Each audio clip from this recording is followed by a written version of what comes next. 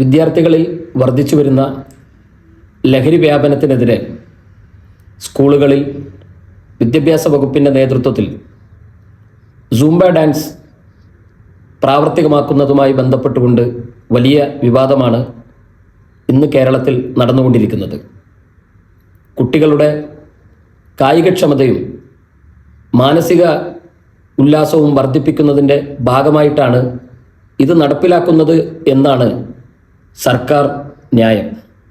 യഥാർത്ഥത്തിൽ കായികക്ഷമതയും മാനസികോല്ലാസവും വർദ്ധിപ്പിക്കാൻ ശാസ്ത്രീയമായ ധാരാളം മാർഗങ്ങൾ മുന്നിലുണ്ടായിരിക്കെ ഇത്തരമൊരു ഡാൻസ് രൂപം കൊണ്ടുവരുന്നതിൻ്റെ ലക്ഷ്യം ഇതിലൂടെ ഒളിച്ചു കടത്താൻ ശ്രമിക്കുന്ന ജെൻഡർ പൊളിറ്റിക്സിൻ്റെ ഭാഗമാണോ ഇത് എന്ന് തീർച്ചയായും സംശയിക്കേണ്ടതുണ്ട്.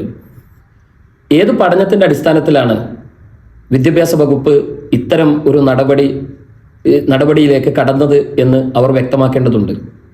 ഇത് എങ്ങനെയാണ് ലഹരിക്കെതിരെയുള്ള ഒരു പോരാട്ടമായി മാറുന്നത്? കുട്ടികളുടെ കായികക്ഷമത വർദ്ധിപ്പിക്കുന്നതിന് കായികാധ്യാപകരുടെ ഒഴിവുകൾ നികത്തി അത്തരം കായികക്ഷമത പരിപാടികളിലേക്ക് കൊണ്ടുപോകേണ്ടതിന് പകരം തൊലിപ്പുറത്തുള്ള ഇത്തരം ചികിത്സാ രീതികൾ കൂടുതൽ അപകടത്തിലേക്ക് മാത്രമേ സമൂഹത്തെ കൊണ്ടെത്തിക്കുകയുള്ളൂ.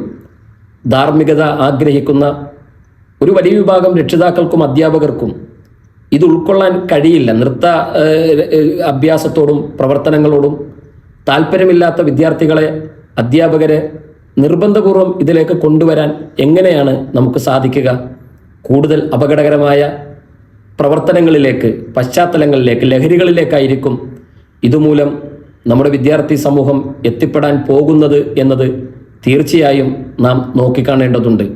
അതുകൊണ്ട് തന്നെ കൂടിയാലോചനകളില്ലാതെ അപക്വമായ ഇത്തരം നിലപാടുകളിൽ നിന്ന് സർക്കാർ പിന്തിരിയണമെന്നാണ് ആവശ്യപ്പെടാനുള്ളത്.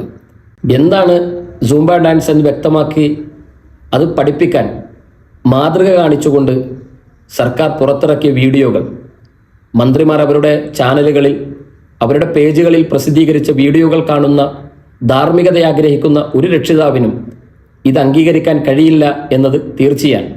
അതുകൊണ്ട് തന്നെ നമ്മുടെ സമൂഹത്തിൽ ശാസ്ത്രീയമായ ഇത്തരം പ്രശ്നങ്ങൾക്കുള്ള ലഹരി വ്യാപനത്തിനെതിരെയും രാസലഹരി വ്യാപനങ്ങൾക്കെതിരെയും അതോടൊപ്പം കുട്ടികളുടെ ശാരീരിക മാനസിക ഉല്ലാസങ്ങൾക്കാവശ്യമായും ശാസ്ത്രീയമായി വികസിപ്പിച്ചെടുത്ത മാർഗങ്ങളിലേക്ക്, പാഠ്യപദ്ധതികളിൽ ഉൾപ്പെടുത്തിയ മാർഗങ്ങളിലേക്ക് ഗവൺമെൻറ് കടന്നു വരണമെന്നും ഒഴിവ് വരുന്ന അല്ലെങ്കിൽ ഒഴിഞ്ഞുകിടക്കുന്ന കായികാധ്യാപകരെ നിയമിച്ചുകൊണ്ട് കായികക്ഷമത വർദ്ധിപ്പിക്കാൻ ആവശ്യമായ പ്രവർത്തനങ്ങൾക്ക് നേതൃത്വം കൊടുക്കണമെന്നുമാണ് ആവശ്യപ്പെടാനുള്ളത്.